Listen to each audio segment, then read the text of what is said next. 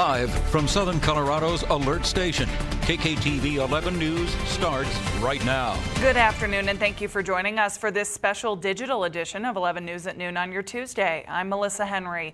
We start with this 11 News alert. Police in Pueblo are investigating an overnight shooting that left 2 people hurt. It happened on Wyoming Avenue, a few blocks from Lake Minnequa. According to Pueblo police, they learned about the shooting through their spotter technology. That tool can recognize the sound of gunfire and send an alert to police. Responding officers found 2 people who were shot, saying one of those victims was seriously hurt. Police have not released any more information about the shooter. If you know anything about this, you're asked to call Pueblo police. Well, let's get a check of your weather forecast. Meteorologist Trey Tonneson here in studio. Trey, how's that fire danger? I know it was pretty strong yesterday. What are we looking at today? Now, it's not completely gone. It's still there, but we're slowly working it out of southern Colorado as we move through the day. That is because as we move through the day, our rain chances are going up, as does the moisture, and that brings the fire danger down. As for this afternoon, we will have multiple chances for showers and thunderstorms across the area. But right now, what you're looking at, Garden of the Gods Resort and Club, sponsored by Evergreen Investments and Mortgage, is very nice and comfortable as well.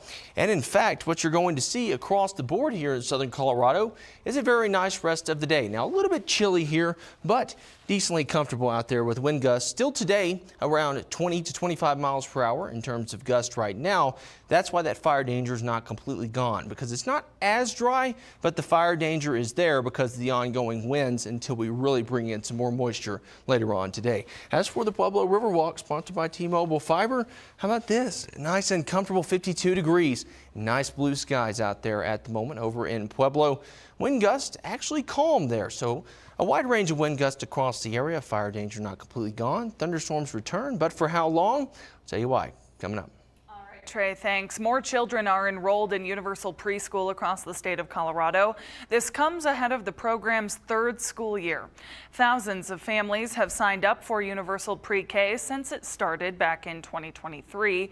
About 42,000 4-year-olds in Colorado are receiving some amount of free schooling before kindergarten. Right now, while the program is still new, there are some aspects that are being worked on. The growth of the overall program is something its director says is a step in the right direction. It's fairly new, and we started up under a fairly compressed timeline. So we're very excited for this new report to come out and show the progress that we've made in Colorado as far as access and being able to serve as many 4-year-olds who are eligible in the year before kindergarten for preschool. We do know that there are some communities with less slots available.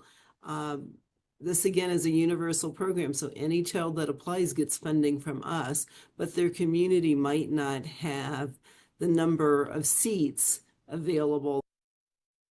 The program has shifted Colorado's national ranking from 27th to 3rd for the most eligible kids enrolled in preschool. That's across the entire country. Parents can enroll their child at any time throughout the school year. And coming up tonight, Colorado Springs School District 11 is having an open house for families interested in their preschool programs and new extended care programs as well. That's happening tonight from 3 to 4, rather in the afternoon, I should say. That's at Keller Elementary School. Happening today, a rally is planned in Colorado Springs in response to this raid by federal agents. We've been showing this video a lot lately. This happened in Colorado Springs over the weekend. According to the DEA, an illegal nightclub was part of a months-long investigation leading up to this. The agency says dozens of people were detained, many of whom officials say are in the U.S. illegally. Officials also say they found drugs and guns inside, along with illegal prostitution activity. A group called the Colorado Springs People's Coalition is planning a rally expressing their disagreement with this raid. That is expected in front of the El Paso County Sheriff's Office around 3:30 this afternoon. We're learning more about the arrest of someone accused of being an undocumented migrant from Mexico who was identified as a person of interest in a Teller County murder. Sheriff Jason Mikesell, along with ICE, held a news conference today to talk about the case. We should mention Mikesell has been a longtime proponent of local agencies working with ICE, and he is running for governor.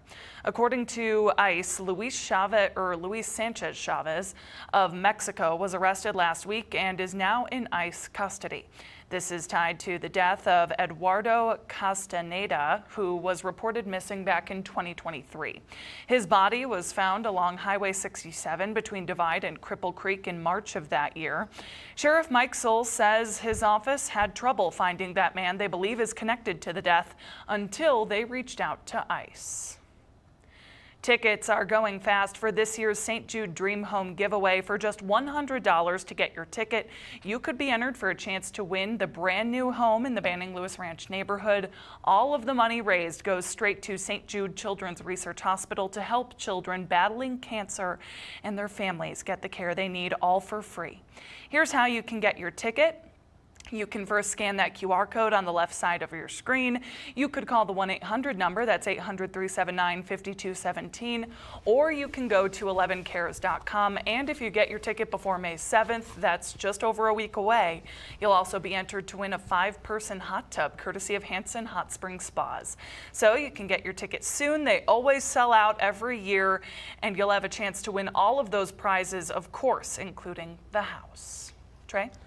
We have an interesting weather pattern here in southern Colorado this week. A little bit of everything here besides super cold temperatures and winter precipitation. Luckily, we're avoiding that as of now, but we are getting much needed moisture back in towards the area. You're seeing there your precipitation trend, and very clearly heading through the rest of today into your Wednesday and Thursday before a little bit of a dip on Friday. That moisture does increase. Highs today in the 60s. That's the mid to upper 60s across the board.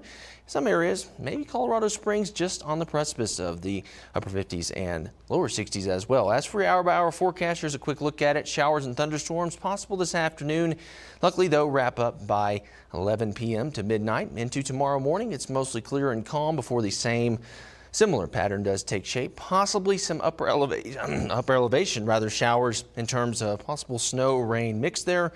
But your 7-day forecast is pretty simple. Here's a quick look at that. It's warm, it's calm, rainfall for everybody. We certainly need it. Just stay dry and watch out for lightning strikes. You know, I have to admit this morning when I woke up, it was a little more overcast than I'm typically used to. We're used to seeing the sun a lot here in Colorado, but I guess some days of sunshine, mixing a little rain here and there. Keeps us just right. If we need it, we need it. That's right. So, all right, well, thanks for joining us for this special digital edition of 11 News at Noon today. Our next newscast on air is coming up at 4 o'clock. We'll see you then.